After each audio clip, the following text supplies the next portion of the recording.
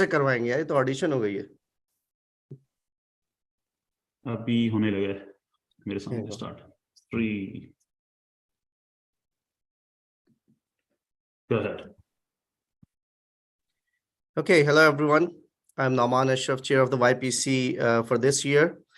And we're going to have this webinar on how to navigate the match.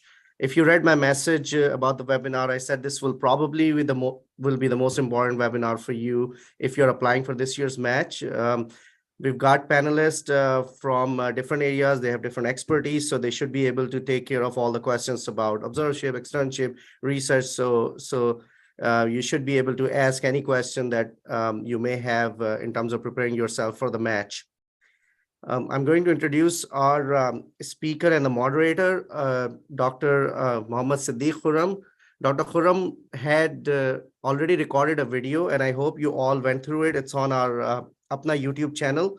It's a very comprehensive video, and he has talked about everything. And the reason we did the video is because in the past we found out that there wasn't enough time for Q&A. So this year we are pre-recording all the videos. So you guys can come prepared with the questions, and we can spend most of the time just answering your questions and have a good Q&A session. So Dr. Khurram is a clinical assistant professor at Sam Houston University of Osteopathic Medicine. He's also a staff pathologist at HCA North Cyprus. He's a founding president of the PAPS Pathology Society. And he's also the chair for STC Houston chapter for this year. So welcome, Dr. Khurram, and then over to you. Sure. Thank you very much, Naman. And thank you everyone for joining today's session. We apologize for a little bit of delay, and I think there was some time confusion also between PST, CST, and EST, and then Ramadan, of course. So we're trying our best. But we are glad that a lot of people have participated live on this session and also on YouTube. So let's get started. First, I would like to just introduce the panelists today. We have the one and only Namira Jamshed. I'm sure all of you know her very well. And besides that, she is the program director of geriatric fellowship at UT Southwestern. But I think she spent most of her time, helping you guys out. And I think there was YPC before Namira and after Namira. So we'll always appreciate what she has done for the YPC. So very nice of her to join today's session. Then I have two other panelists. So as you might know that how we are doing these YPC sessions now is that the YPC is collaborating with multiple alumni of Pakistan. So this this session has been in collaboration with Liaquat alumni. So I have two panelists from Liaquat, including myself and Noman, of course. I have Rahil Memon, a very good friend of mine, who is currently doing a fellowship in child and adolescent psychiatry at Baylor, and he'll be faculty at Baylor soon in July. So very nice to have him. Then I have Alvina Batul Syed, and she is a postdoc research fellow at Cleveland Clinic, also from LUMS, and she has been phenomenal. She has over 30 publications and whatnot, and so very glad to have her. So we have a very kind of mixed panel and we'll try to answer all your questions. So I'll just start, briefly, and then I'll ask everyone among the panelists to kind of give their opening remarks, and then we'll kind of go to the question and answer. So this session we'll try to focus on both the things. Like, I mean, many might not. I'm not sure how many of you are repeat applicants and how many are new. But just understand, repeat or new, in the end, you kind of have to do the same things and work on your CV, but just be hopeful that, match or not match, this is not the end of the world. Of course, we have put a lot of efforts, a lot of energies to achieve what we are, but it's not the end of the world. There's so many other things. There are certain ways, and every person is different in their approach. There are certain ways to approach things. I mean, some people have a very tunnel vision and they are very focused to one goal, and then most of the times they achieve it. But I personally believe in destiny, that many times there are things which are destined for you, which may happen, but we got to put our 100% effort. Then there's other people, and I'm kind of more, I go on a general approach that I go on multiple routes, but this is on person to person. It varies on your personal, capacities and all that. So I'm more kind of person that I always have some backup plans. So I always tell my mentees, just find out those backup plans. I mean, you can match. I mean, we know every year we come across people who match with one interview and who don't match with 15, 20, 30 interviews. I personally know people with 28 interviews who did not match. So it's about, like, you always need to work on those plans also. And then the application for next year does not start in April after you get the match results. It starts from October, when as soon as you apply for a certain year match, and then you start on your application right away. So just a few points, but this session we'll try to keep it just interactive, and then take the questions as we go. So why don't we just get some opening remarks first from the panelists, and then we go to the session. And Namira, would you like to say something to start with? No, I think we can start. All right, then let's get ahead. I think I have Ikra Aziz, the first to ask questions. Go ahead, Ikra. Hello, everyone. My name is Ikra. I'll be applying for match this year. A little bit about myself. I am a graduate of Syed Ejaz Medical College, and my year of graduation is 2017. So unsurprisingly, most of my questions are going to be related to old graduate applying this season. So the first one that I want to ask from the program director, especially Dr. Nimra, do you recommend emailing to the programs where I want to apply, asking them questions related to their filters or their cutoff scores and other credentials that they have mentioned on their websites, in terms of whether they're like hard filters, or is there some sort of like give in those cutoffs? Because I reached out to a couple of them and they said that they actually look at the applications holistically, and it's not like based on one filter itself, whereas the applicants always tell us that if you have marks below a certain cutoff, you're just going to be just kicked out of the entire process for that program, irrespective of your holistic picture. So if that's my first question. And my second question is related to, since I'll be applying to internal medicine, and there was talk that from this year onward, the internal medicine structured evaluation letters will be mandatory, whereas before they were optional. So I need to know that for an old graduate, I have unfortunately not been clinically active. So can I ask my house job or my medical school professors to fill that form for me, or should I do more updated rotations and ask those clinicians to fill the forms for me? Okay, thank you for your questions and confidence in keeping the videos on. So no program is going to tell you what filters they have. They're not going to share that information with you. They will share whatever information they need to on the website. Because it would be very embarrassing for a program to share that our cutoff is this. Many good programs will look at a holistic approach. So typically what happens is internal medicine is thousands of applications. So what they do is the filters divide the applicants into multiple tiers. So for example, it could be 3 tiers, the first tier, second tier, third tier.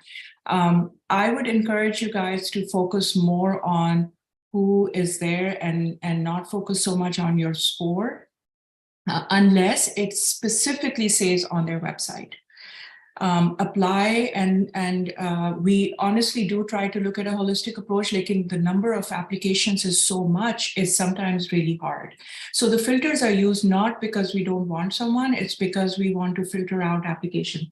So if you think about it, there's a program that actually gets 6,000. They'll filter according to, let's say, they may filter according to US graduate versus IMG.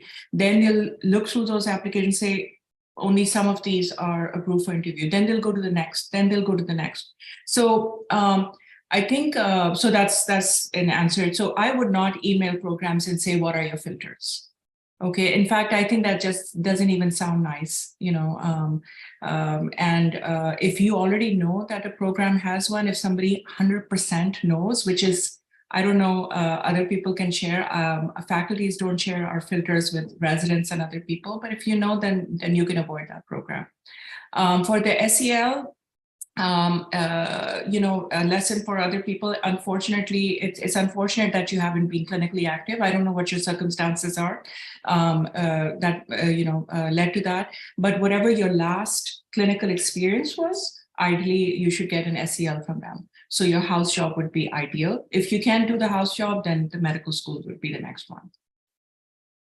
Okay. Dr. Namra, Assalamu alaikum, everyone. This is Umar Tariq. I have a follow-up question for you. So I think it's important we clarify here the difference between filters and eligibility criteria. Yes, that's a Right. good point. Yes. So eligibility is what will be on their website, and they will tell you you're eligible if you are IMG but no J1, or your scores are 250 and above. But those are eligibility criteria. Filters are what we put in an application ke, agar scores high hain, but they're from, we can even put medical school filters, right? So there's so many that there's no way that you guys can get to that information. And it's just emotionally draining to start thinking about, right? Think about you, what you've done, and how you can promote yourself and focus on that.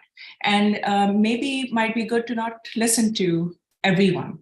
Listen to people you trust and other students. But yes, thank you for clarifying that. And you can further clarify for other programs. I only know about internal medicine. I do know general surgery वगैरह के लिए they have fewer applications, so they have an opportunity to look at more applications. Absolutely. And I agree. I think it's the linguistics.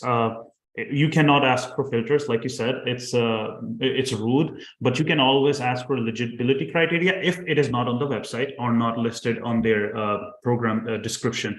I personally encountered a lot of programs that would not tell you that, oh, we only take people who have graduated within the past 5 years, or we only take people who have scored more than 240.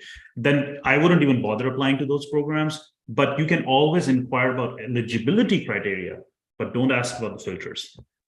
And Right? Omar, I'll Would you- just Go ahead. add my experience as a program director. So how people approach us is that they contact our coordinator and they talk to them. And usually that's the way you can find out. So a lot of people will call my coordinator or email them and ask them, hey, these are my scores and this is my year of graduation.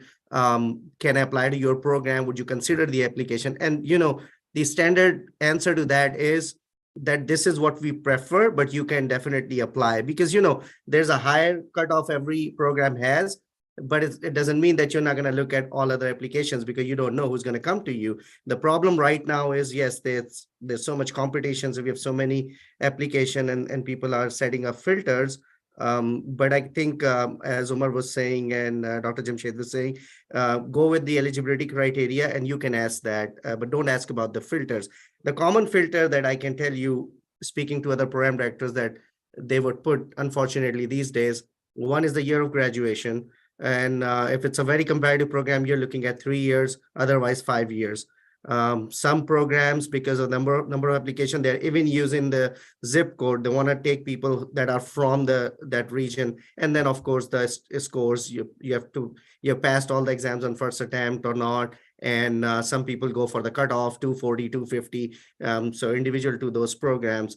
And for you, since you were older graduate, the way to get around it is that you work either in that program or work with any faculty in that program. So you make yourself visible so you can get across the filter. Otherwise, if they have a filter, suppose say 3-year graduation 5, they would not even take a look at your application. Your application may be excellent, but since it's not going to get through the filter, they won't know you. So you need to find ways to get across the filter, which means getting yourself involved somehow so you're visible to the program. Thank you. Okay, great. Thank you very much, everyone, for your input. I'll go to the next question from Kantash. Sure. So first of all, I would like to thank you for whole team. So taking out time to take our question and arranging this webinar and session. That's really great and that's really helpful for all of us. We are very fortunate to have these sessions. So I do have few questions. First of all, I would like as I'm applying. I applied last year. I didn't match, unfortunately. So this is my next match. So I would like to know from today, this was the match day, result of the match day until the next match. So what should we do as a repeat applicant? If someone have 5 or 4 months of US clinical experience, that's what most of the time needed. So should we go for US clinical experience at this time or go for a research thing? One thing, and I have another thing, there are some courses on Coursera regarding research. or some other courses. So should we take these courses and can we add these things in ERA CV? Like these will be helpful, or they were just adding page to our CV? Thank you. Okay. So I'll start with that, and I can ask the panelists too. So basically, I think the CV should be holistic. For example, you have multiple. The best, I think, experience would always be the electives. But of course, most of the students who apply, they don't have the electives. So I mean, once you graduate, you have observerships these days. I think externships almost no, they don't exist anymore. So if you have a bunch of observerships and no research, definitely I would suggest go for research. Have some publications. I mean, there is some research, you know, just for the heck of it, you'll just put that in your CV to fill that box that you're doing research. But the research without publication, I think that will not have a much of impact. But I'm sure that, you know, if you are working at an academic setting with multiple clinical trials, it may take long period of time to get yourself published. But doing those courses, what you mentioned, that will always give you an idea how to do. I mean, research, you do not always need an institution. For example, if you're gonna write a review article, a case report or something, you know, you can just write it where you are from Pakistan, where you are. So the holistic CV would be the best, and try to find out what is it that is lacking from your CV and just work towards it. And then Noman, would you like to add something from a program director's perspective? Especially in a repeat applicant, what would you like to see next year? I've seen many times program interview I know at least 3 or 4 of my students who got the interview third time from a program.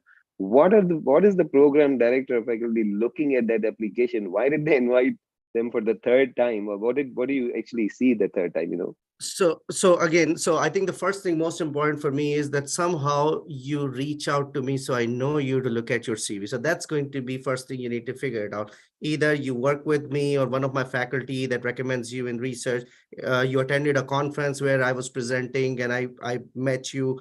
I got to know you about it. You did a research, you did something, observership. So then I would take a look at your CV, right? Because it's an old CV. So and with all these CVs, if my faculty is going through all the other CVs and screening, you may not come to that point. So once I have it, I'm going to look for your organizational skills, work history, professionalism. If it can come through your CV, how it would come through your letter of recommendations have to be really good. Somebody who wrote about it, about you, they talked about your personal qualities and they commented on those qualities, because the most important thing for us to have in a resident is their professionalism, their organization, those kinds of things. You can't teach those once you get them. So those are really rated high. And what you have done since then. So do you have a focus path? So suppose you want to go to psychiatry, neurology, internal medicine. Are you focused in that discipline that you tried to get the clinical experience, whatever you could, whether it's externship, observership, doesn't matter, but you tried to get the experience that was available, and that experience had the LOR, and that LOR sort of talked about what you did. You were actively involved in learning. You maybe started a research project, or you did a poster with someone when you were over there. You participated in their didactics. Your interpersonal skills were really good. You were a team player when you were on the service. Those are the things that I'm going to look at. So for you, you need to give your 100% to either observership or research, whichever you do, and have a focused CV. If I can see that, then I'll be interested in your CV and meeting you. Anyone else? Ryan, would you like to add anything to it? Yeah, definitely. I'll share my experience. You know, I didn't match in my first cycle. I went to the second one, and after I didn't match, I started looking for the options. Like, what should I do? How should I improve my CV? And it felt that, you know, I did the research as well for a whole year in New York, and in the end, I come to conclusion that nothing goes wasted. Whether you do a research, if it's a prospective research, that's very helpful. It helps me today, even, you know, like I'm joining faculty this July. It's helpful. It's in my CV. We did talk about it. And clinical experience is important in a way that if you, especially Kantesh, since you brought it up, if you have all the letter of recommendations and you're applying next year, what did you do from the last year up until next match? So you have to have some clinical experience in your CV as well. There will be a past experience for the 12 months where you just sitting and waiting for next match, and then look for other resources like how to present the poster, how to do system reviews, and find a group where you can present the posters, and specifically to fix your field. Like Dr. Noman Ashraf mentioned, you will meet people when you go to the conferences. You'll build connections, and that's how I build connections. Great. I just wanted to add some points over here. There are some questions in the direct chat about research. So there is somebody who mentioned that they're coming to Cleveland Clinic. I would be happy to help them. The campus is Florida. For me, it's Ohio. So I'm at a different campus, but I still would be able to help them. So in terms of research, starting out basically these free courses by NIH or on the online website, this is a great start. I don't know how many people we have from Liaquat University here, but even in our institute, there's lack of awareness, but we do have a lot of resources. For example, we have Dr. Benifsha who runs ORIC. Over there, we have SPSS for free available for students, and notes it's a good start if you're a medical student, start learning these softwares. And then you can start, for example, during your rotations within medical school, if you're seeing an interesting case, start with case reports or start with writing a review article. For example, meta-analysis or systematic review, I know it's very hard to start as your first research project. So starting with just a review paper or a case report is a very good start. So just building your CV while you're in medical school, that is a great start. But if you already graduated and right now you're an applicant, it's not too late. You can still go online, do these courses. There are a lot of people who reach out to me and they ask for paid positions in the US. So what happens right now, paid positions are very competitive. They're as competitive as residency spots, if not less. So to get them, you need to have a good profile, and that comes from early on in medical school based on how much research you did. So if you have something, if you have a number of publications to show people here, then you can save your time right after medical school or after your house job. You can get a research fellowship position paid, which will not only help you support yourself, pay for your match expenses, but also apply as a candidate. So that's what I'm doing. We know this journey is very expensive for us to afford. So it's better to use research as a skill. And not only that will help you support yourself, but also to pay off for your match expensive. But that requires you, being very active early on in medical school and having a bunch of papers. At this point, for people who are trying to match or you are applying again in the cycle, I have few colleagues here who are old graduates, and so what they did, they went to the Cleveland Clinic or other like Harvard, Hopkins. Usually these are the big institutes, and institutes which are Ivy Leagues or Mayo Clinic, Cleveland Clinic. These big places, they have a lot of research opportunities. So over here, you see people who are old grads who have red flags in their application. So when they come here, they do offer at least 1 year of research. For paid position, minimum is 2 years at my institute, but it depends from an institution to another institution. So once you do research, what you do, you can bypass the filters.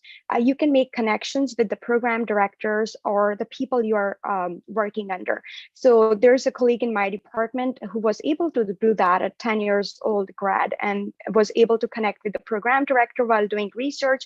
So they still looked at his application, and Cleveland Clinic is very strict and they usually take fresh graduates, but they did give interview to that person. So it requires work, because research, when you are at a place, they do want to see you are working hard, you are publishing, you are not just there, just to make connection. But while you are doing all the work, you are presenting at the conferences. This is a great place. While you present, you meet new people at that conference. Also, like the people you are working at that institute. So working with them will help you build a connection. So I think even for the old graduate, it's good to start. You can start with doing these free courses, writing case reports or just reviews, which do not require a lot of resources. You can do that on your own. And if you cannot find a paid position, you're just looking to improve your CV, you can start emailing people and say, hey, can I work remotely with you? And there are a lot of people. For me as a medical student, I did rotation at Hopkins, and I emailed that professor. I said, I wanted to stay connected with you, and during this time, I want to do research with you. So throughout medical school, this is how I stayed active and did research with them remotely. So it doesn't require physical presence. There are always ways around it. You can be at your home country, where you would not have to spend any money. You can be in your own house and still be able to do all the research. Great input, Alvina. Thank you so much. I So- totally agree with that. Yeah, Namira, go ahead. I have a question for Kantash. Kantash, how many interviews did you get? I got 20 interviews. 20? Yes. Okay. So if you had 20 interviews, that means your application is already pretty good. All right. It's a slightly different approach. You need to think about, could you have done something differently in the interview? Or you could reach out to the programs and ask them, what more can I do to increase my chances of matching next year? Now, if you had told me you had 4 interviews or 3 interviews or no interviews, that would be very different. So I think that what for you, what we would want to see is that you stay clinically active or educationally active, like Alvina said, for research and doing other things. One of the gaps IMGs have with the American graduates is quality improvement projects. And quality improvement projects are not, do not require a lot of research and things like that. Those are actually in Pakistan, it's a really, really good opportunity because nobody does QI over there. So if you did quality improvement and you led that, or you had support, that would be big. So I think for you, I would recommend that if you had 20 interviews, continue doing clinical work. There should be no day that you guys are idle, and work on your interview skills. So reach out to us when Dr. Naman Ashraf and we do the interview practices. Make sure that you do that. Sure. Great. Thanks, Namira. So before going on to the next question, I would just like to take a moment and appreciate Dr. Syed Ejaz's efforts throughout his work with YPC and APNA. He's been phenomenal help, and it's nice of him to join also. We'll move on to the next question. Syed Ejaz, would you like to go ahead, please?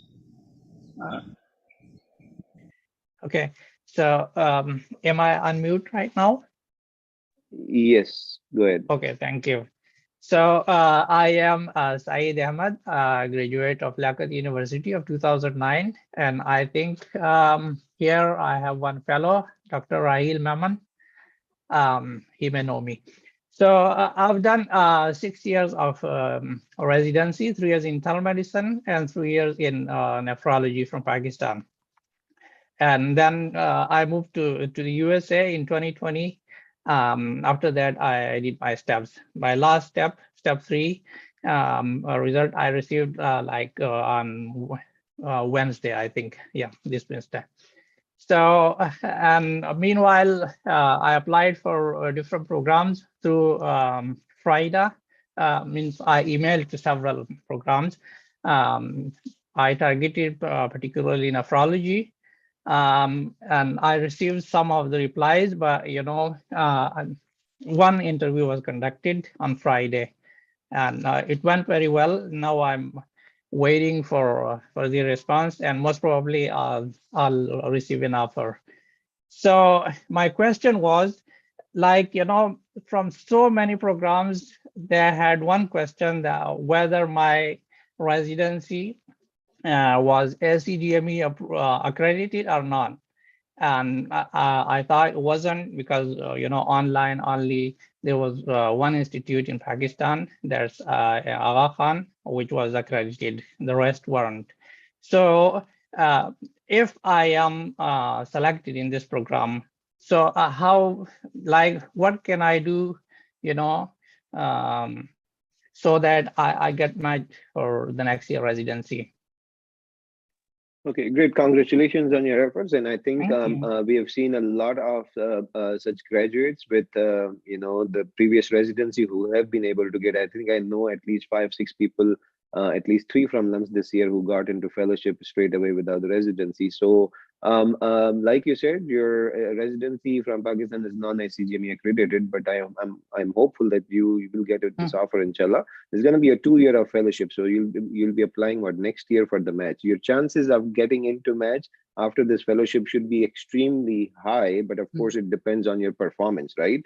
So, Yeah. and then of course your chances of matching into the same program would be higher than any other program. You have a previous home country residency, a 2-year of fellowship in nephrology already from this country. So of course your chances are going to be very high, but you will have to prove yourself. Of course, it's not guaranteed. Nothing is guaranteed. I know many people who went through the fellowship and unfortunately were not able to match next year. So that's just based on your performance, how well you perform, and of course your recommendations from your fellowship program and so on and so forth. So I think you should be in a pretty good shape, hopefully, inshallah. If anyone would like to add anything. Yeah, I'll just clarify something, Syed. So none of the institutes are ACGME accredited in Pakistan. I don't think so even AKU is, because I think the training is based here. I don't think so they have a some sort of reciprocal arrangement with them. We are international IACGME. So if they have AKU. done, okay, so if they've done any training over there, they can get a 1-year credit here? No, that's not how IACGME works. All IACGME tells the institute is that the standards of the residency training are the same, of high standard. That's it.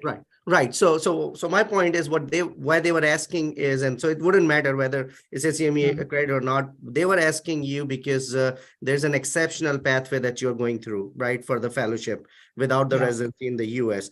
And for that pathway, program directors have to make a decision based on whether you have had ACGME accredited 1 year, at least 1 year training in the US.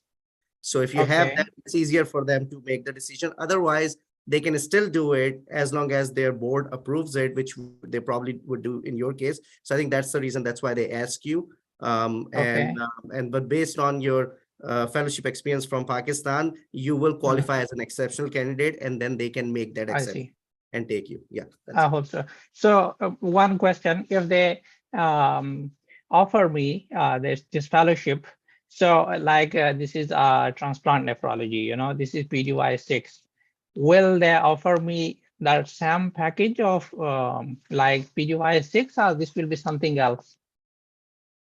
That would be you'll have to ask their HR, because that's a different question, how they would set your I have a little experience with that. What's the question again? Syed, can you repeat that? Question is like transplant nephrology is a PGY 6. Sure. Just like after 3 years of internal medicine and then 2 years of nephrology fellowship. So this is PGY 6. Sure. On their website is PGY 6, okay? And the PGY 6 package is like 80,000. So will I receive that offer? Yes, you will. Okay. Yes. Okay, and you will definitely do that. It's the same. And then what happens is, once you're done with that, a lot of people, what they do is, if they're doing this is called alternate pathway. It's pretty common in surgery and radiology. So once you do that, then you apply for residency, or you can go to an academic setting and get an academic job, but your salary will be the same. Okay. I know a lot of people who have done that. Yeah, it is pretty commonly done. Okay, thank you. And one more question. So is there any site which completely updated, if there are like unfilled positions anywhere in the US where I can apply if I don't match there? Is that for me? Anyone? Anyone can. You can apply at any program. For these are typically the fellowships that are not relatively that competitive. So what you need to do is find those relatively lesser competitive fellowships. I know in radiology, it's pediatric radiology, nephrology is one for medicine people. So you need to find that lesser competitive fellowship. See, they typically go unmatched. You just need to email as many programs as you can to find those unmatched or unfilled slots. Yeah. So the question was, is there any other site other than FRIDA that I can? No. Okay. Thank you. That's pretty much it. All right. We'll move on to the next question. I think we decided Maral Mohammadi. We'll take a question from you. Go ahead, please. Hello, everyone. First of all, thank you so much for organizing such a great informative webinar. My question is about letters of recommendation. I want to know, for people that they're not able to travel to US due to limitations of visa and in general not being able to get this visa for traveling to US, would it be possible to have all of your letters of recommendation from abroad and not have a clinical experience in the US? I'm applying for a match for pathology, and my letters are from a surgeon a general practitioner, and a pathologist, but all of them are abroad and not in the US.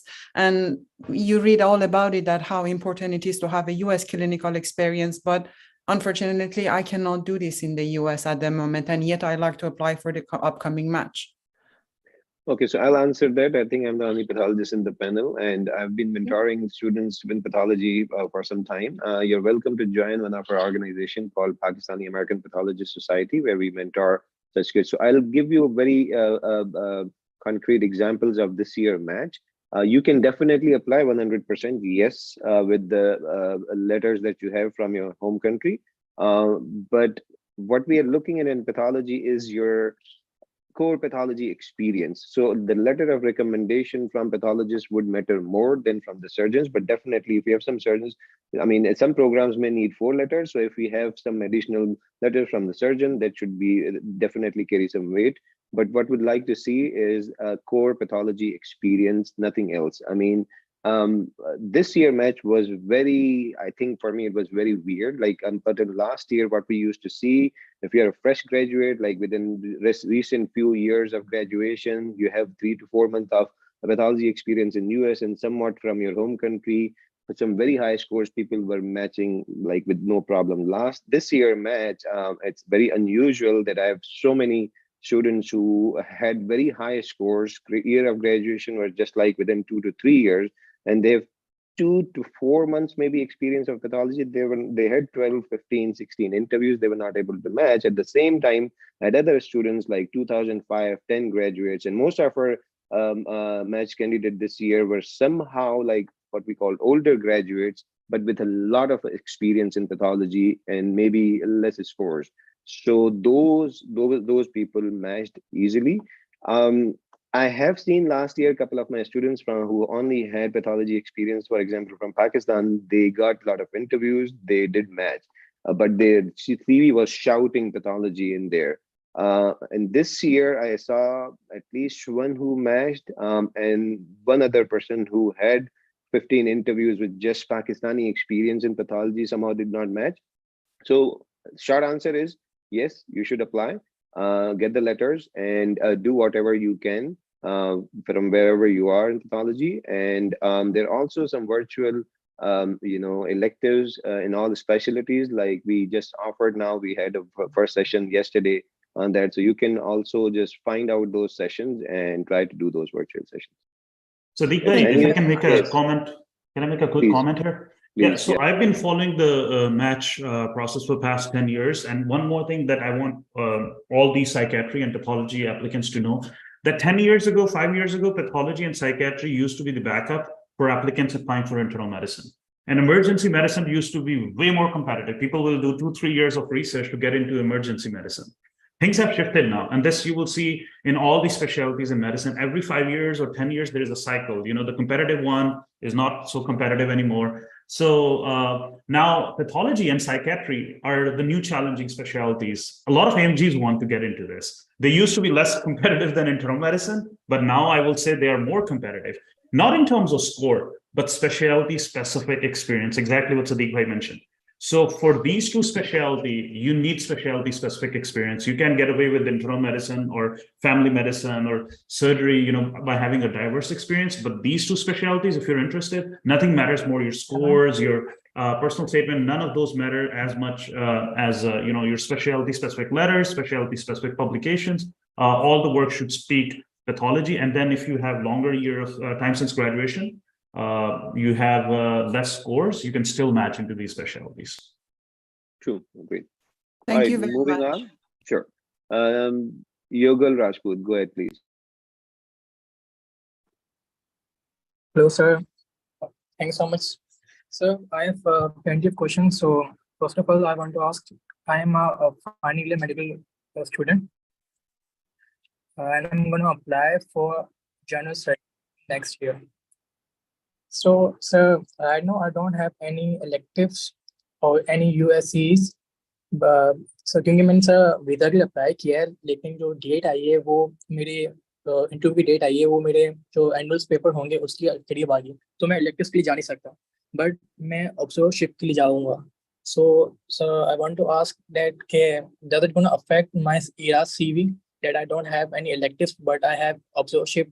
And since I'm gonna apply for general surgery, which is a competitive field, so does it gonna affect my ERAS CV that I don't have electives or only observership? If it does, then what should I do to compensate this loss? Okay, so yeah, the best experience is always electives, but of course now in this case you can't do much. So I'll ask panelists if anyone would like to pitch in. Sadiq, can I comment? Yeah, Please go ahead. go ahead.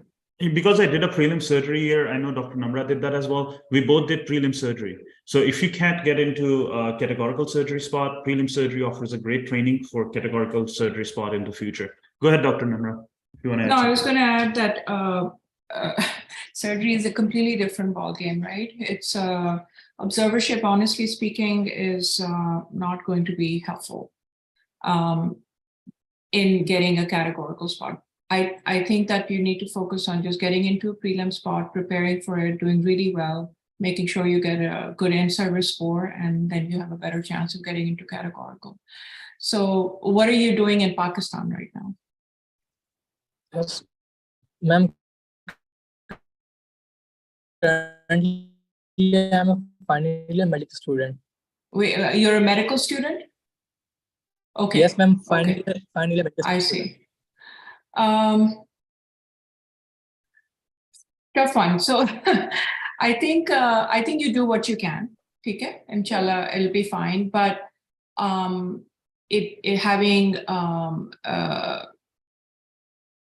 you would apply for the match. If you get into prelim, that's great. If you don't, you're going to need to look for research in general surgery and at least do 2 years of research in general surgery before you apply for the match again. It's just a very, very competitive.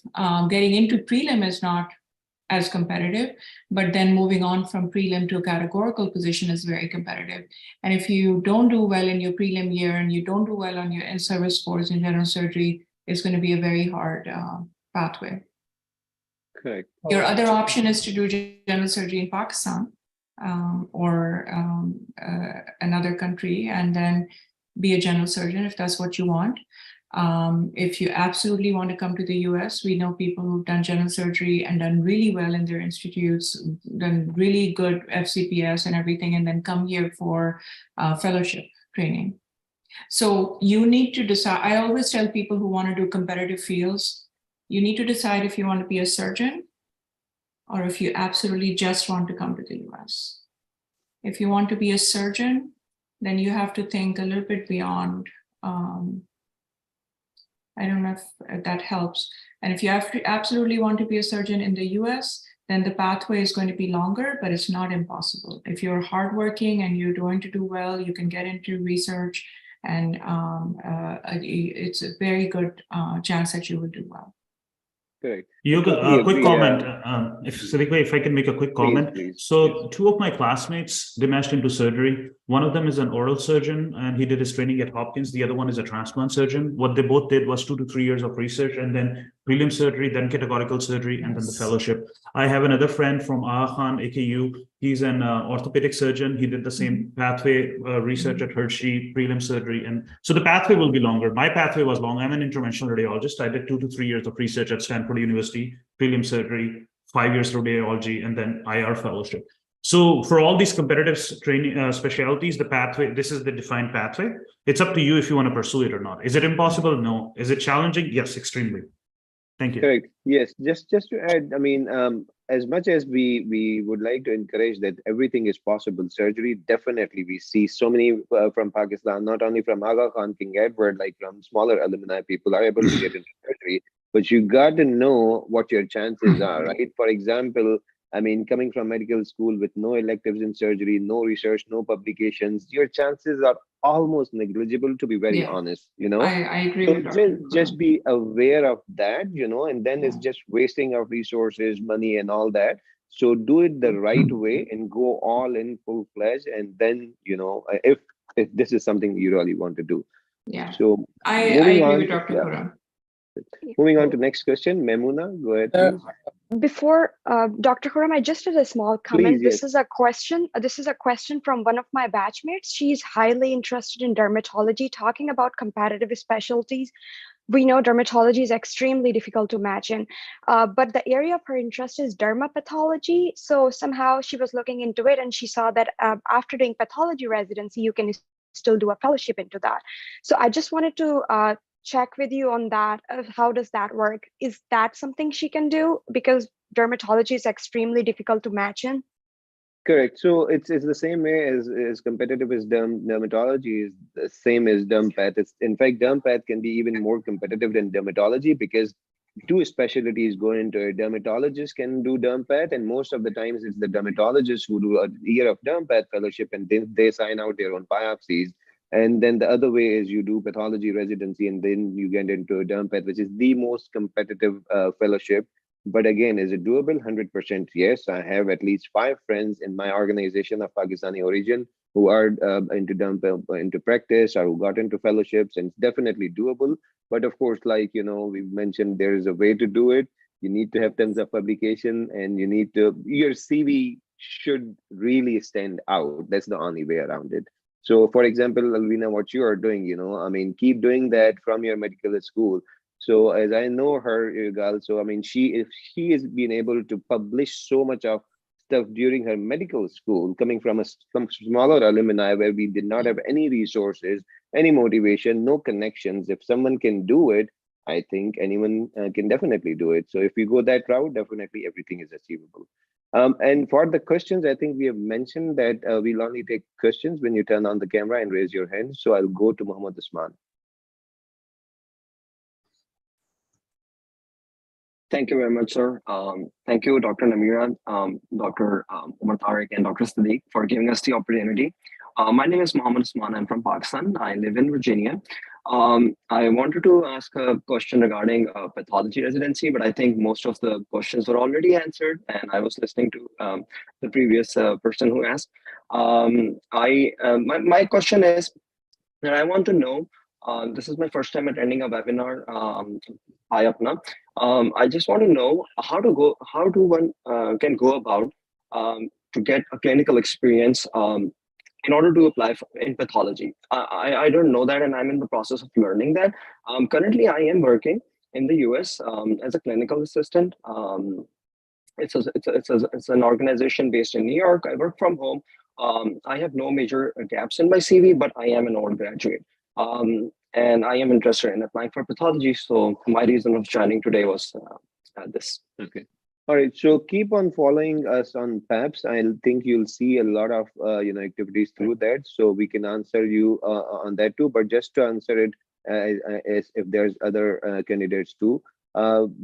We are providing, for example, Apna YPC, we started observership program and we are trying our best to accommodate as many as we can. But of course, we have limited spots. So that's what we are doing through PAPS, also in pathology only. But I always tell, don't just rely on these few resources. Now, you just email out literally thousands. In pathology, it's going to be hundreds, but in internal medicine and other especially, it's going to be thousands. You send out those hundreds and thousands of email, but do it the right way. Just don't copy paste like sending Namira and mentioning her Dr. Khurram, just don't copy. I mean, when you copy paste, you just do it right. And there's no way in the world.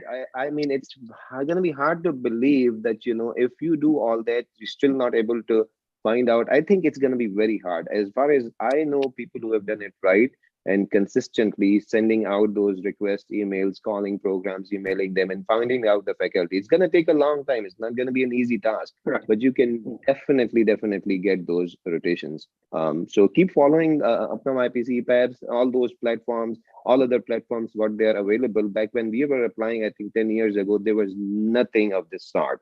I think nowadays the platforms that you guys have are unbelievable. And even if you cannot do it right this time, I don't know when you can. So I think that the opportunities are just infinite now. So you just need to navigate through it, know how to navigate through it. All right. Thank you, sir, very much. Thank you. Sure. Moving on to next question, Mohammad Abdullah. Thank you very much, Dr. Khurram, and everybody else for arranging this. Thank you for having us. So I have two questions. One of the first one is related to quality improvement projects. I've heard and read Dr. Jamshed, really focus on how important quality improvement projects can be and how their participation can really be a game changer. So in my case, I just graduated in February, and my medical school really had this institutional access to this organization called IHI. It's called Institute of Healthcare Improvement. And they are very much involved in patient safety and quality improvement projects and providing courses on it. And our medical school basically made it mandatory for all of us to, participate in these courses and get those certificates, which I think is really beneficial. How can we translate that experience, that educational experience that we have from IHI to the ERAS CV and present it to the program director and to the program? And number two, the second question is related to internal medicine SEL, the structured evaluation letter. Now, you might be aware that in Pakistan, the head of departments are not very much familiar with how to upload the letters and design the letters onto the ERAS CV. My HOD is an amazing person. He's very cooperative, but I'm not sure that he's, into making that AMC count and then, uploading that LOR so that it counts as waived. So how important is IAM-SEL in the worst case scenario if that uploading thing does not work out, or if the IAM-SEL does not work out in my case, and if I have other 3 US LORs? So these are the two questions I'm throwing at you today. So I can start with the IAM-SEL. So think about it this way. I'm the program director and I have 100 applications. 99 of them have IAM-SEL and Muhammad Abdullah's does not. You have to have it. If it's required by the program, then you need to have your SEL. You have to get it done whatever way it needs to be done. And actually, on speaking with Dr. Ibrahimi, who's actually at UT, and she's UT Southwestern, she's involved and was developing, she actually thinks very strongly that the SEL benefits the international medical graduate a lot, because you can get the SEL from your house job. You can get the SEL from where you're working. So, and you can put in all the details. So not having an SEL is not going to look good on your application if everybody else has it. As far as QI projects are concerned, you don't need to do anything except write down what the quality improvement project is. We understand what QIs are, and I think what will happen is if you put it on your CV that this is what you did, and we interview you, we're going to ask you about it and see what you learned and see, make sure that you understand what you did and not just put it there just because. But I think you're on the right path, and your institute, whichever it is doing really well with that. And for other people, IHI is a really good area. You have to start. For everyone, I might differ in this from other people, but you need to start narrowing the gap between you and the graduates who have experience and who are matching and who are doing better, not necessarily American graduates. What is it that they have that you can work on?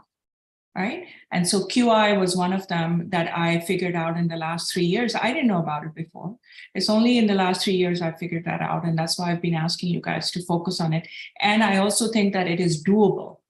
It's actually doable in Pakistan. And so even if you don't publish it and you have it on there, I think that would be a great talking point. Can I just ask a quick follow-up question? Good. Sure. Thank you very much. So thank you very much for elaborating that, Dr. Jamshed. Just quick question is that, what if that IAM-SEL is not waived? What if I upload it myself? How will that look? What do you mean not waived? Not waived. I don't think I'm not sure. I don't think so. The letter of recommendations are waived because we want, we prefer it that way, because sometimes there are red flags and your preceptor may not want to talk to you about it, but they will let us know. But I don't think the IAM-SEL being waived or not waived is going to be an issue, because it's an evaluation. In fact, if anything, I would think that the person who's doing it should discuss it with you.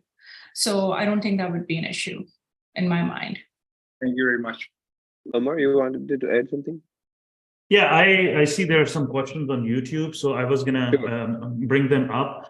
In the meantime, just a reminder to all the people who are listening to us, watching us on YouTube and even in the Zoom, we're really trying to monetize this YouTube channel, so it will really help if you can subscribe to our channel and like our Apna YPC videos. It takes a lot of effort to organize all this. We are all dedicating our Sundays to this cause. So please help us, help you guys, and support our efforts by subscribing to Apna channel and giving thumbs up to all the YPC videos and webinars that we have been doing.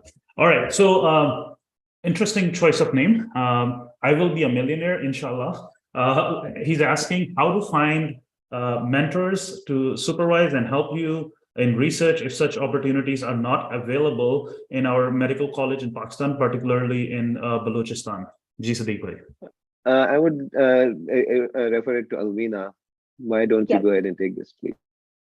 Thank you, Dr. Khurram. So yeah, I'll be happy to answer this question. So any medical colleges, irrespective of the location, Balochistan or Sindh, interior Sindh, anywhere where there's lack of awareness for research, you can always start on your own. First of all, you need to know what is research. For that, you can do a mini course, a free course. You can go to NIH website or Coursera and do some free course over there, or just get on YouTube. Free YouTube videos are a great way to start. So once you know what exactly you want, you know, all types of research, you can go, for example, you're rotating at your hospital, you'd see an interesting case. You can go to the person who is there and be like, hey, can I write this up? Even if your mentors are not very research oriented, because I know a lot of challenges that I even myself experienced in third year of medical school, fourth year of medical school. A lot of people didn't even know how to give you an LOR for electives, because now even for electives, you know, you need a particular type of LOR written well. For example, if you're applying for Hopkins for rotations, you need that. So I had to go to different people, dean, faculty members, pathology, and have to explain it to them that I need a LOR, personalized LOR. People didn't know what is personalized, what is a generic LOR. So I know people coming from Sindh and Balochistan there's awareness gap even in faculty. So a lot of the faculty members, since they are not doing research in our home institutes, they also do not understand why such a young student is trying to do all these research projects. So you have to be very patient when it comes to that, but there are always faculty members. If you explore all the departments, if you go talk to different people, you will always find somebody. For example, I was very lucky.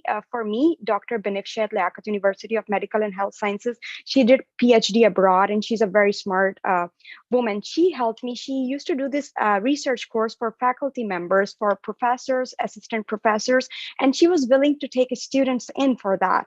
And in that, she even gave us waived the fee, which was there was a minimum fee required by all the faculty members. So I was lucky. I found her as a mentor. So it just requires some time and networking, but you need to talk to a lot of people. Hey, can you help me? There is going to be some faculty member out there who can get you started. So once you know yourself, you know all these different types of research, how you can start on your own. And then once you have some mentor, then it's a good ground. Then you can start from there. My personal journey coming from Liaquat University, I experienced in the beginning, first 2 years, I could not find it. Was very tough. And I was always that kid who wanted to do things from the beginning. I wanted to do things fast. And now I'm second year. I don't want to waste time. I need to do some projects. So I kept looking. And then third or fourth year of medical school, I applied for rotations abroad in the US. So I wanted to have some mentor which does high quality research. So I tried sending out a lot of emails abroad.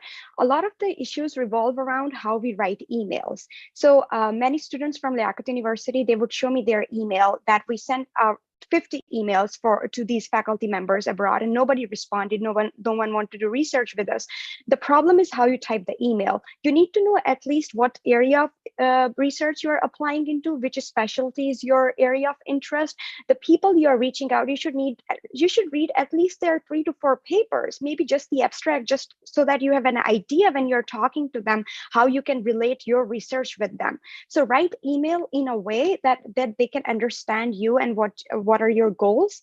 So we need to be very good with writing emails. So maybe have your colleagues or somebody senior, me or anybody who is willing to help you proofread that email for you.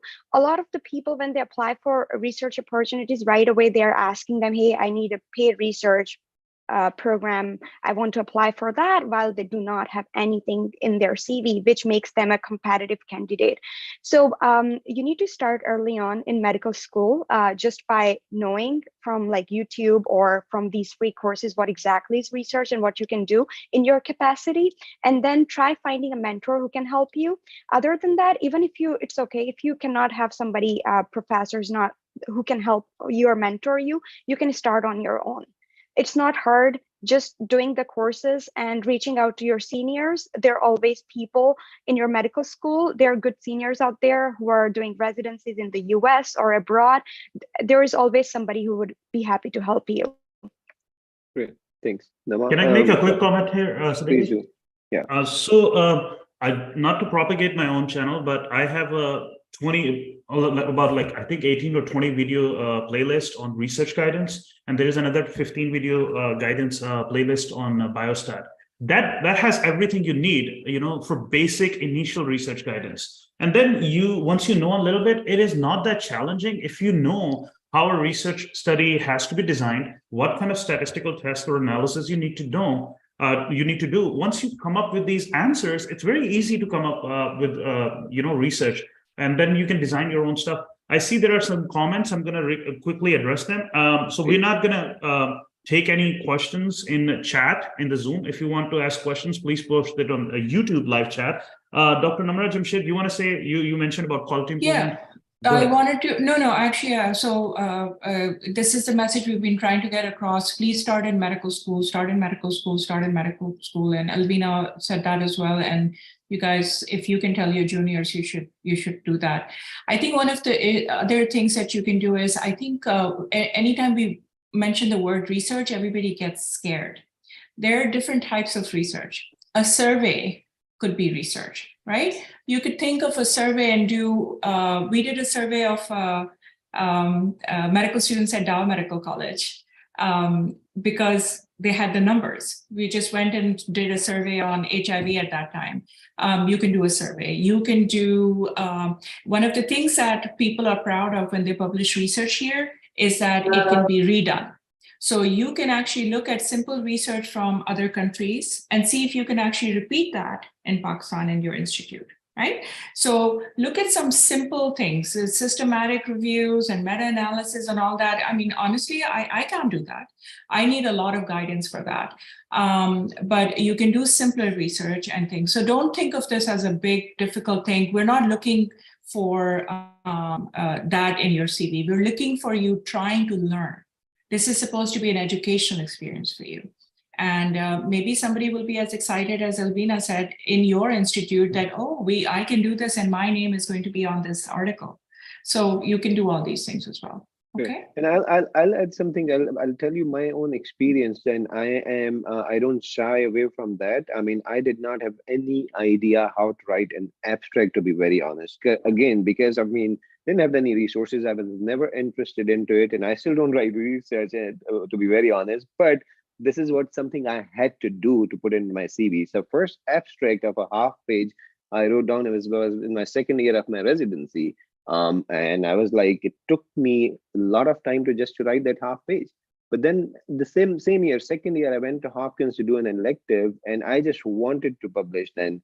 To get into a good fellowship. And at Hopkins, I went to Dr. Montgomery in GI. She's like one of the gods of gastrointestinal pathology. And I went to her multiple times during my rotation of just 4 weeks. And by the time she gave me something, was 2 weeks done already. So I was only there for another 2 weeks. After consistently asking her, she gave me a project. And I was scared to death how I'm going to write this project with Dr. Montgomery. Honestly, I did not sleep for 2 weeks. And I was able to write a review article on a soft tissue that got published. My name is the first author and Montgomery's is the last author, which was the biggest achievement for me. And then the letter she wrote for me for that particular rotation was like program. I remember that a program director from Cleveland Clinic Fellowship, he came to me in the conference, like, looking at my name and like, remember you because Dr. Montgomery has written a letter for you. What did you do in those 2 weeks? And the letter that she has written. The bottom line is that if I can do in my second year of residency, and I was not fresh as you guys are, I finished my internal medicine residency from Pakistan. Then I went into pathology. So that's something very different. And then at that time, if I can do it, all you guys can definitely do it. And from there onwards, I published enough to file for my own green card, So I got my green card through my research, and then I stopped there, and then I'm done with the research. But this is definitely doable if you want to do it. So Omar, can we take more questions from you too? Absolutely, absolutely. And just a humble reminder for everyone, before you go into the match season, please make sure that everywhere on your Instagram handles, Twitter, LinkedIn, your Zoom profile, it's all professional. You should have look at our names, the full name and your designation followed by MD. So please try to rectify that. It just makes you look very professional. We value and respect people more who come across more respectful and professional. So on that note, I have USMLE aspirant asking question. Hey, good day, everyone. What would we work on while we are in Pakistan? Some courses or trainings or rotations you can suggest for CV? I think this has been extensively addressed already, right? Yeah, right. Okay. Yeah, right. Pirak Khatri is asking, sorry, I was not able to open camera, but I would appreciate if you can answer my questions. I am an IMG with the year of graduation of 2017. I'm applying for family medicine and internal medicine this time. Because of my scores, I'm doing externships in family medicine and peds clinic in Texas. Currently, step 3 is done. I am involved in one doctor with abstract and poster time to time in Texas since 2022. Question, what else to do for family medicine and internal medicine? Doing peds rotation right now, just to plus on FN. I reside in Texas. Go ahead. Right. Do you want to take this question? I think that's about it. She's trying her best to get into a residency program. So I think just keep working hard and try to publish stuff, and then try to build contacts. And if you have some experience from Pakistan, just try to make sure that you just write it clearly in your CV in Ejaz. I had like one applicant this year. She had completed her pediatrics residency. I think it was at Aga Khan or Jinnah Postgraduate Medical Center. And she just had one interview in pediatrics and she matched. So I think it's just how you're presenting yourself in CV, and then the program director, especially Dr. Jamshed and Dr. Ashraf, they are there. They can comment on that one and how good it looks when you are presenting your past experience in your CV, and then you're talking about it during your interview. I think that's really more meaningful and helpful.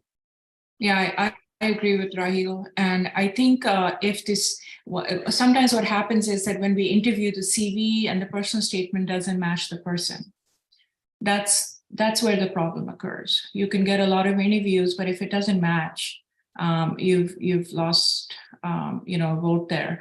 So your CV and your personal statement must match who you are during the interview. Family medicine, despite the fact that we had a lot of unmatched positions this year, it's still competitive in the sense that a lot of family medicine programs want some sort of clinical experience, either like a residency in your home country or at least a year of experience in the US. Don't ask me why, but I think the main reason that I think, and I'm family medicine, by the way, is that we want to see commitment to family medicine, very similar to pathology and psych. We know that people may think that family medicine is a backup. It's not a backup. It's a very different residency program. It's very intimate. It's a very holistic. There's a lot of academic opportunity as well. So they're really looking for people who are vested in it. So I think what you're doing with pediatrics and with other things is good.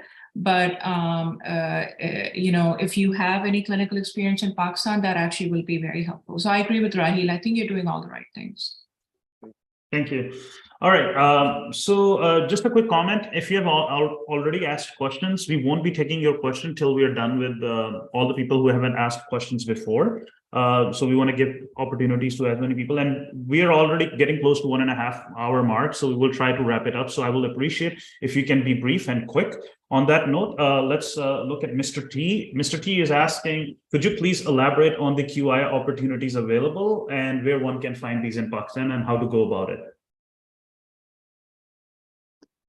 Who's the person who mentioned IHI? I think I would recommend that you help each other. I promise you, helping each other is not going to interfere with your chances. I guarantee it, in fact. So I don't remember who it was. Please get in touch with him and he can help you. They're not opportunities. They're actually opportunities you will create for yourself. So you need to learn what quality improvement project is, and then you want to implement it where you are. So Okay. Yeah, Umar, I can add something. Go ahead. So yeah, and I'm not sure what they were referring to IHI, but IHI also has, like, I think the courses on QI, you can go sign up and then go through the module. But as Dr. Jamshed said, you need to create opportunities and it's not hard. All you're trying to do is trying to show some improvement. So suppose like putting hand sanitizer in the hospital, does it improve the rate of like decrease the rate of communication of germs by 20%, say, right? You come up with a method and you study it and do a simple QI project. Or the low-hanging fruit would be a survey. So you all have medical students. Suppose we just had COVID, and it could be anything, but let's say that was a big event that we had recently. So you can just survey your medical students, the impact of COVID on the medical students and the stress they had and how it impacted their learning. Simple survey, come up with the questions, do some literature search, and your pre and post survey, you can even do some intervention. If you want to do a talk about, say, they had some sort of burnout or stress and you taught them some skills, and then whether there was improvement or not. As long as you can show that with your skills, they were able to show some decrease in their anxiety scale, say, for example, by 15-20%, that's a QI project. How do you turn it into a research? Get an IRB approved, you can publish it and you can do a poster on it. It's very simple. You don't need to get into any complicated analyses, nothing. It's a qualitative data. You just get it and you explain it descriptively. This is the easiest one. And then if you want to do research at a bigger level, as Elvina was saying, get in touch with people who are already doing research. And if you have a research department, you won't be doing everything. You have a person who has expertise in biostat. Have them be part of your team. You will have a mentor, as Dr. Khurram was saying, Dr. Montgomery. They will walk you through how to design a study. Your job is to come up with an idea, research question, do the literature search, crystallize your question, and then take the mentorship and work with the team. It's not that hard. Start it, but your job is to do the legwork, basically, and that you all are competent to do it. So approach it from that standpoint, and then it can be done. And also from the Apna YPC platform, we will be having a seminar like dedicated to QI later on. So we will definitely cover it in detail. Thank you. Naman bhai, I have a better suggestion. Improve Pakistani IMG match rate after YPC webinars. You know, that could be a great. Definitely, 100%. Let's take two questions from now. First Hajra, and then we'll go to Sonika. Hajra, go ahead, please. You're mute, Hajra. Can you unmute yourself? Good morning, everyone. A brief background about myself. I'm an old graduate. I'm a 2007 graduate and with a step 1 attempt. My question is, the previous cycle, I did manage to get 2 interviews, and the interviews were basically, I did observership there and I managed to get interviews. Now, my question is, to keep it short and simple, is that I have been working with a psychiatrist from the last September till now. And my question is that how can I proceed further to increase my chances? Because I know I have many red flags. I've been working on my step 3, which is scheduled in the end of May 2023. And I'm working with a psychiatrist. And I did get a case report published back in 22. And I'm trying to get more case reports. And what else can I do to increase my chances? I think definitely take step 3 first before the application. So I think first, Rahil, why don't you go ahead, and then Noman can give his expert opinion.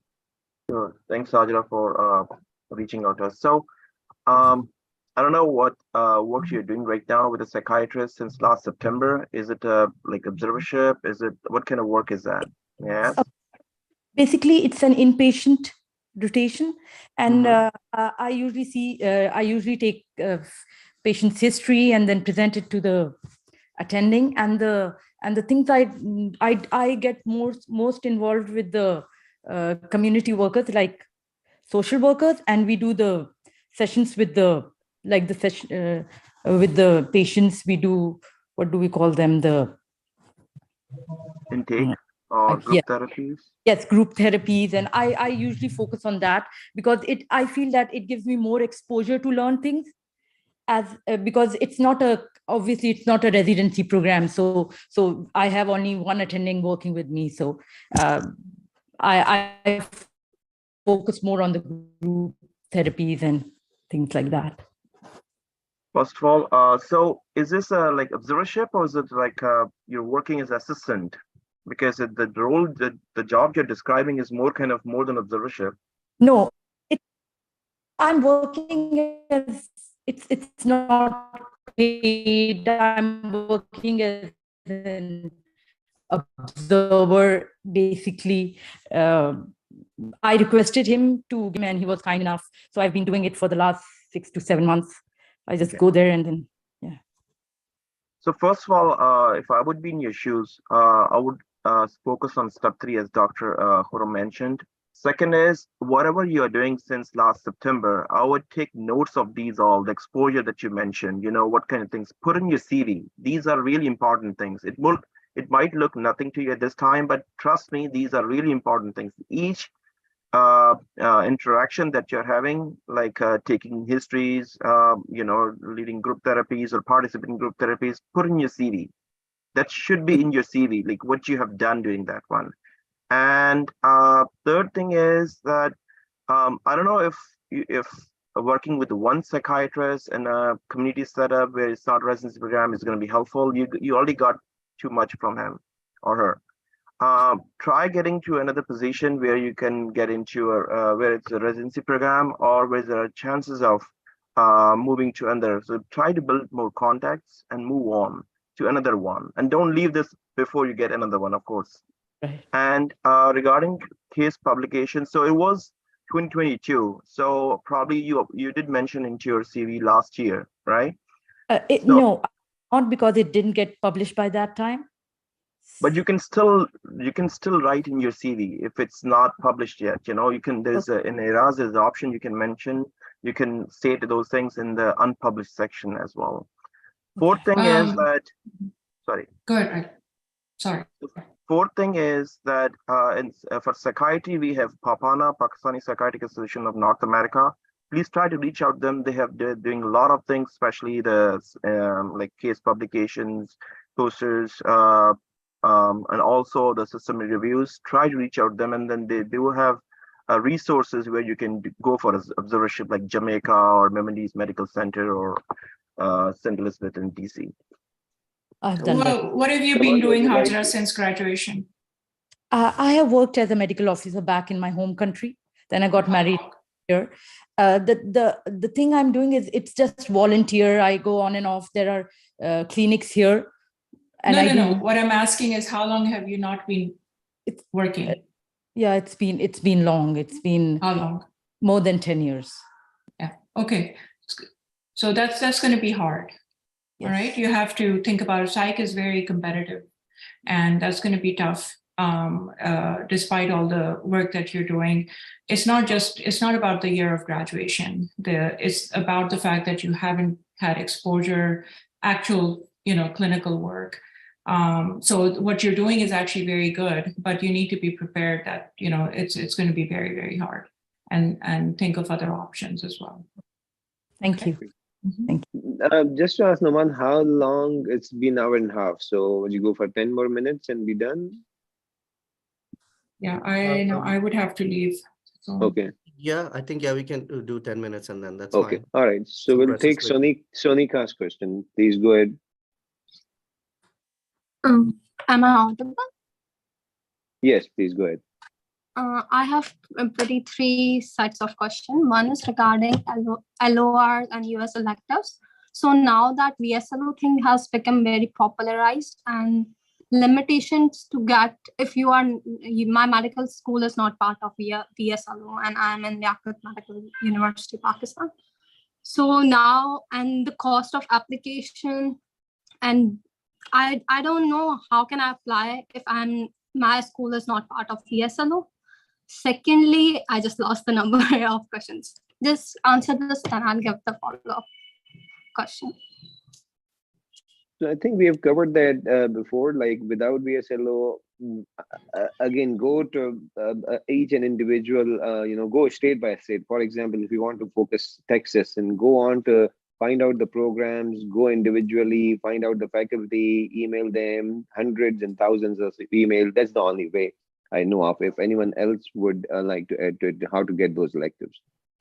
I just wanted to add something. There are still some institute you can apply directly. For example, I remember back at my time, Cook County, you don't have to go through that portal.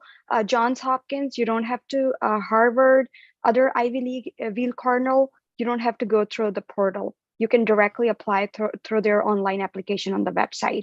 And if you Google, I'm pretty sure you will find few more institutes. And the next question was, I have heard people saying build contacts, create networking. How is that part done? Numan, would you like to take that?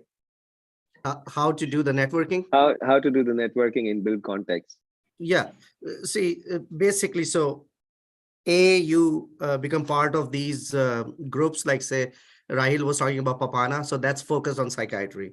So that has a lot of psych faculty there. So if you're part of that, you'll probably get assigned a mentor and you will have an opportunity to work with someone on research project. So that's focus for psych, and you will build contacts there, and you can find out if there are other networks for internal medicine, family medicine. The other way is you attend the conferences. The best way is that you work with a faculty mentor here in the US, do a research project. Like suppose if you are from say Liaquat alumni, you reach out to their alumni and then find out who is actively researching right now. And if they have a product and you have an idea, pitch it to them. And if they like it, they may have you on the team. So once the product is ready, and it's very easy to do poster, like, I mean, believe me, we do posters like in 2 weeks with residents. It's not like a huge thing to get them published and do it in the conference, as long as the idea is good and something that's new you are bringing up.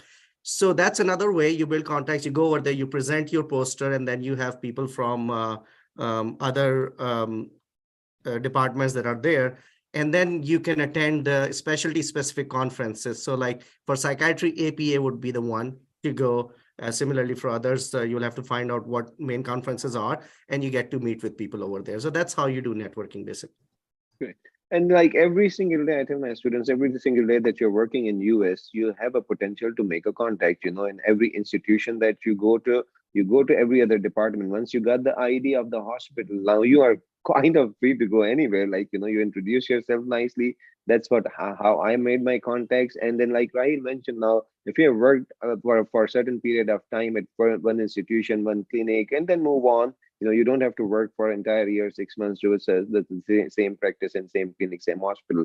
Move on, try to find those and build those contacts. And these conferences are extremely important. I was focused on getting a fellowship at a particular institution. I went to those conferences. I followed up the program, a fellowship director of that particular program. I followed him up consistently, emailed him consistently after every conference that I went to, and eventually I got fellowship into that program. So, I mean, you follow up certain person up, go to those conferences, make a list of those people, and then you follow up. And like I think Alvina mentioned, the personalized email. Did you read about that person? You're reaching out to Umar Tariq. What does Umar Tariq do? What is his research into? Focus, write those personalized emails, and definitely those emails will be read. 3 emails just yesterday I got 3 emails. The student did not even mention their names. Now it's just common sense, right? That to get the attention, I mean, is the content of your email. When you read that email again, no matter which stage you are in, I mean, does that look right? There's just common sense questions. We'll take 2 more questions, I guess, and then we'll end. Sadiq, Kumar, if you don't mind, if you allow me, please. I'll take 1 minute and answer all the Please. questions on YouTube. I'll quickly answer them myself. So Sunshine is asking how to write emails for paid position, for paid research position now.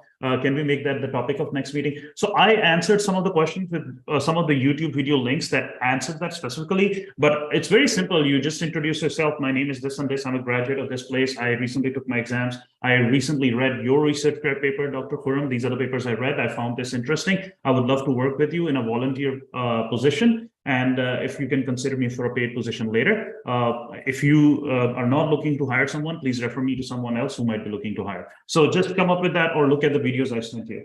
Rasmi Ashraf is asking, kindly tell me which channel includes all the research related videos. I posted the links in the chat, so please copy paste them and look at them. Sunshine is again asking if what if I'm a professor in PEDS already in Pakistan, can I apply for fellowship or research position and continue a similar position in USA? You can apply for fellowship. You can also apply for research position. I know people who have done that. They were head of department, HODs, or professors in Pakistan, and they did that. But you can't work as a head of department professor in US after that. You have to either do a residency training or fellowship training, and then go back to Pakistan, or do the entire training again here in US. Munib Jan is asking, I'm an old graduate. I have decent scores and a good research profile, multiple publications, including randomized controlled trials. If USC is not possible this year, should I apply this year or wait to do a US clinical experience first? Apply this year, try to do whatever you can. And if you don't match, then do US clinical experience next year. What courses other than QI were mentioned? I think you can rewind back this video, the entire live telecast, and listen to that. Sohaib Khalid is asking, can Dr. Fateh guide us regarding visitor visa rejection? This is out of the scope of this video. Please watch our visa guidance webinar video. And if you want to get in touch, you can get in touch with Dr. Fateh Shahzad directly. We're already short of time, otherwise we would have addressed it. Let's see, Nusrat Tahira is saying how to make contacts and get in touch with the PD. I have emailed them for observerships from FREDA, but they say we don't offer anyhow. How do we communicate with them without having their email? You can't. You need the email. Munib Jan, we already asked your question. Nusrat Tahira is saying, give some motivation to introverts who are resistant to communicate. Just overcome your embarrassment. What else I can say? Manish Kumar, you have your questions regarding visa. We are not taking visa questions. It's out of the scope of this one. And last one is by Nadia Jatoi. Some places do offer observerships for graduates, but they clearly mention that match applicants should not apply and that LOR will not be given. No, you shouldn't try for these places. And then Manish, you were clarifying, as there are visa issues these days, is it hard or late to come to US and do the rotations in the meantime? Or do you suggest doing internship from well-recognized hospital like AKU and fetch LORs from the faculty? I'll say any experience in US is better than experience anywhere in Pakistan. But if you can't come to US for whatever reason, then of course do something rather than doing nothing. Well, that was my 1 minute. Sorry, I went a little over. I wanted to make sure we answer all the YouTube questions. Back to you, that was good. Nice of you, Umar. Thank you. Kumar, go ahead, and we'll take one more question after him. Dr. Siddiq, thank you for the opportunity. I've seen there are postdoctoral research fellowship positions available. I wanted to apply as I did not match this year. So I wanted to ask, do we qualify for the postdoctorate? Because I wonder what is doctorate actually. Is it the MBBS degree or is it the ECFMG? And second thing, is the postdoc same as the research coordinator and the research assistant like that, or is it a different thing? Thank you. Yeah, go ahead, Alvina, and then Namira, if you want to pitch in. I can answer this question. So postdoc, either you are post MBBS, MD, or PhD. And it's different from research assistant and research coordinator job. Research coordinator is more like working within the department, coordinating between different PIs. It requires a lot of coordination. It's not purely research. Research fellow is basically a fellowship position, but you will be doing research based on if it's clinical fellowship, transitional research, what type of research, but it's purely a research position. So I would suggest go for research fellowship position, but if you cannot find anything, then you can go for research coordinator or research assistant, as long as you're making connections and doing some research. in the department. And for paid position, when I run into a lot of students who are directly, they're requesting for paid position and they do not have any research experience prior. So paid positions are very competitive. Even here, even unpaid positions are hard to get. So people usually volunteer and they work with their PI, and after some time they get put paid position based on how how competitive their CV is and how well they're performing. Can I add something really quick? Please. Of course. Okay, so just to clarify, I went through this, the ladder of research. So I'll tell you guys, the bottom is research student or research volunteer. Then there is research assistant or research coordinator. After that, you become, a senior researcher, and then there is research fellow or a postdoctoral research fellow. I was a postdoctoral research fellow for 2.5 years, and after postdoctoral research fellow, there will be a senior fellow or an assistant professor. That's how this entire ladder works. So if you have no research experience, it's almost impossible to match directly into postdoctoral research fellowship. You need to have some research experience. I got that research experience at Hopkins and NIH and some other places working as a research volunteer who was unpaid. And I leveraged that experience and the letters from that time to get a direct paid postdoctoral research fellowship spot from Pakistan at Stanford University. So that's how this entire research ladder works. Thanks. Very well summarized. Okay, great. So I think this is all that we have, and then any panelists would like to add anything before we Kumar conclude? has had his hand up for a while, so maybe we can. I think Kumar. He already has. He already did. this was his Okay, question. never mind. Yeah, I'm wrong. I would like to add. I think Sorry. one of the things I wanted to add that I know that has not been mentioned is that clinical experience in the US can also be outside the hospital. There are two settings that a lot of people may not be aware of. One is LTACs. Long-term acute care hospitals are basically hospital settings where you can get inpatient experience pretty much like a hospital. But you'll have to find these LTACs and reach out to the medical director and see if they let you do any clinical experience there. So if you're in a city, if you're in the US, you can look at LTACs in your area. And I would really just call and say, I'd like to meet with the medical director and go make an appointment and meet with them and see if they'll allow you to do inpatient work. The second one is called skilled nursing facilities. These are nursing homes. And a lot of people need help in nursing homes and skilled nursing facilities. And that's another place that you can look for clinical experience. Same thing, I would reach out to the medical director of the skilled nursing facility and then ask them if you can meet with them and see if you can volunteer your time, do clinical work, shadow them, observe them, because these are two systems that I can tell you even American medical graduates don't have experience in. So if you work there or you understand those systems, that would be a good plus point for your CV. Good. Last question we'll take from Fatma Abdullah, please. You're on mute, Fatma, you're mute. Okay, go ahead. Assalamu alaikum.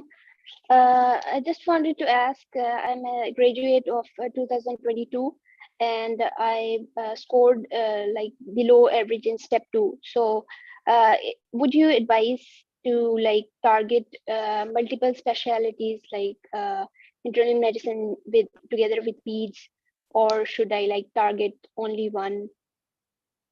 I always go with one. Your CV should be focused, and this is how we have seen this match. I think pretty much in every specialty, it is the focused CV with even low scores and year of graduation, people have matched.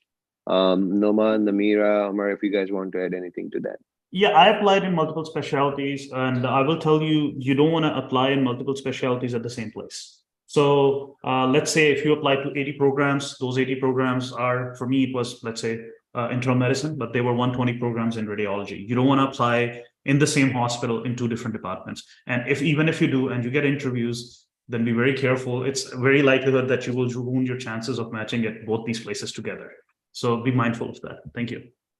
Okay, just another question. Like I was hoping for radiology, but like I scored about 235 in step 2.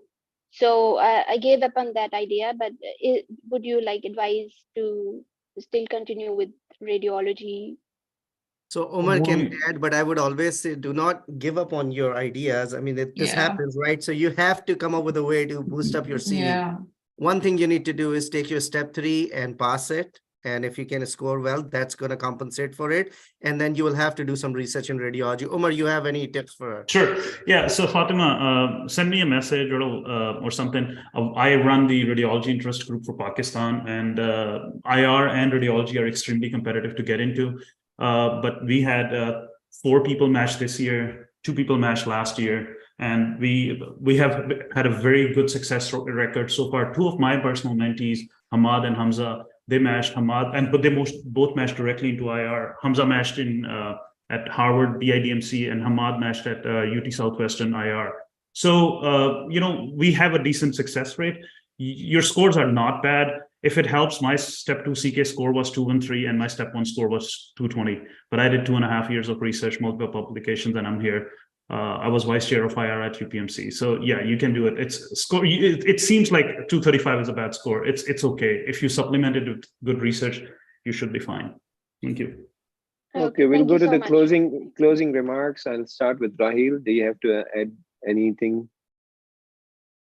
So thank you everyone for joining. I just want to end with my remarks. So Apna YPC is holding poster and oral presentation session this July and during annual meeting in Dallas, Texas. We have already sent the call for abstract flyer. It's on the Apna YPC page.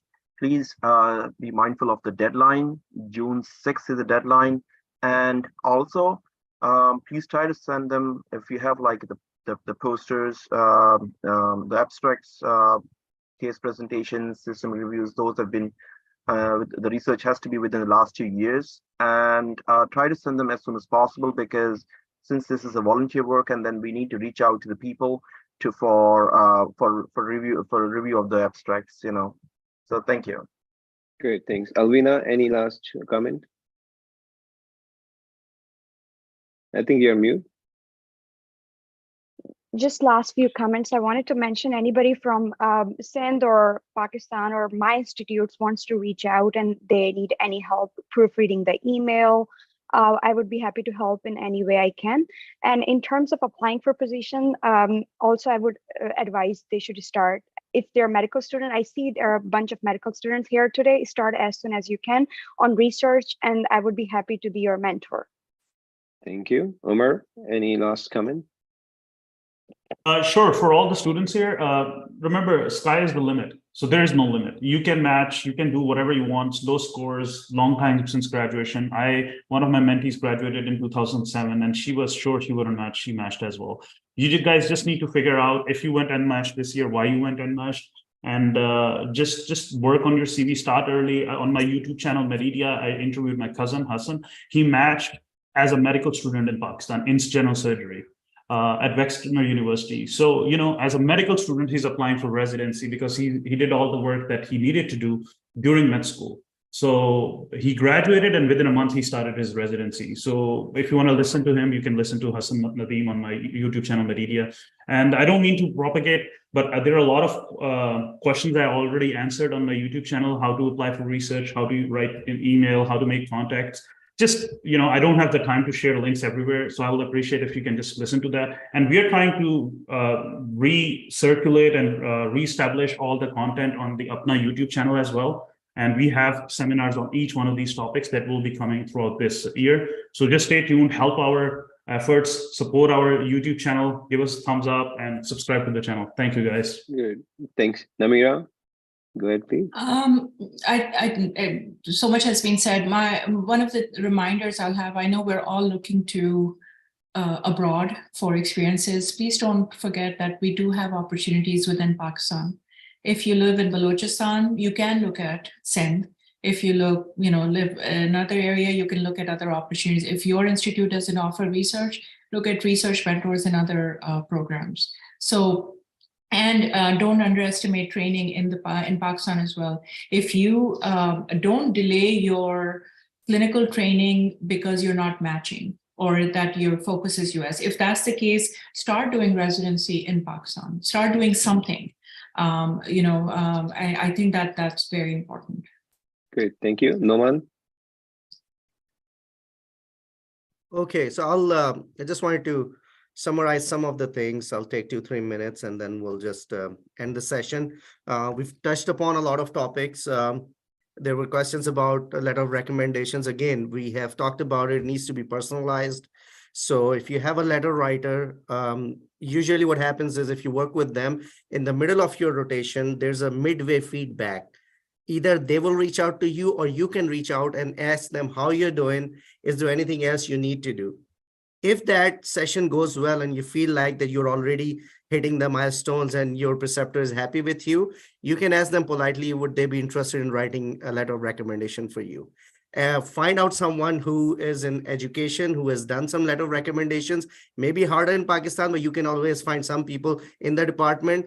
I think one of the things that would help you is see if someone has been trained outside Pakistan, preferably in the US. A lot of people who have been trained here and they went back to practice in Pakistan, if they can comment on your interpersonal skills, if they can comment on that you had discussions with them about the US healthcare system, those things would help. So see if you can get that. It's always good to have at least 2 LORs from your specialty that you're applying to. So you're applying to psychiatry, try to have maybe 2 LORs, definitely 1, but if 2 is good, same for internal medicine. And I think some specialties even require you to have 2. If you can get a paid job, that's really looked at higher, because what it tells me is that you're already very organized. You know how the 8 to 5 job works. You have some professionalism down already. So these things will always help. So if you can get a paid job, and also for research, if you get a job, you probably have a visa that they sponsored you, that also helps you. So if you have those opportunities, go for them. They always help. And especially for people who are who have sort of a year of graduation that's longer, then it's going to help them to just bridge that gap with the job. And once you have a job, you're already part of the department. And if the department happens to have a residency program, they may give you preference. So think along those lines. CV has to be focused. We've already stressed a lot upon it. Step 3 is important when I think we talked about, if you have a red flag, it can help cover that. Otherwise, if your CV is good, you are a recent graduate, then you don't need to worry about it. But if you have any of the things that you don't come across as like an excellent CV, then to bridge that gap, yes, step 3 would help you. How to contact a faculty member. I think Omar talked about how to write an email. Veena talked about it. But one thing you can do is, if you want to do a research, again, we are very busy. We get so many emails every day. So if you can look at the researcher's profile and see their area of interest, and if it matches your area of interest, think about a project that may be unique. And write down, you've already done some of the literature search, and write down your hypothesis and your questionnaire and send it to them. That's easiest for them, because they're like, okay, this person is already thinking along those lines. I like this idea, let's work with them, or not work with them, but easier for them. They will get back to you. Otherwise, as you guys have experienced, you need to send thousands of emails. You're not going to get the response, because if there's nothing in the body, nobody's going to read it. And then crisp and short emails that people can read on the go. Nobody has time to read like 2-3 pages of emails. We talked about this QI project and research. Again, as a program director, if you are in a residency program, the requirement is for all residents to be involved in a scholarly activity.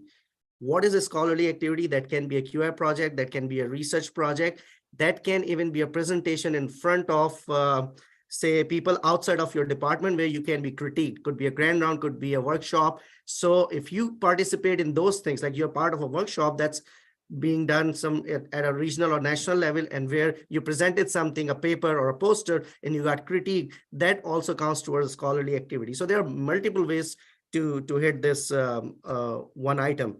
And then there are 6 core competencies. I always tell people to think about them when you are writing your personal statement, your CV. If you can somehow indirectly reflect on them and pass on those to your reviewer. So like medical knowledge, we can get that from your STEP scores. Patient care will come from your letter of recommendations, right? Interpersonal communication skills will come from your letter of recommendation, your observerships, externships, and if you work somewhere, they would know how you are personally. System-based practice, practice-based learning again can be reflective of from your LOR, from your scores. System-based, you talk about where you work. So again, people always say, well, is observership important? Is it US clinic experience? It's not hands-on US clinic experience, but it's not like it's something that's not important. That's the way you make contact. That's the way you get introduced to the US clinical system. And that's the way you get the LORs. So try to think along those lines, and if you somehow can communicate that through the entirety of your application, then that would be a good application. And good luck with the match next year. And we will be here. Apna YPC will have webinars on every single thing.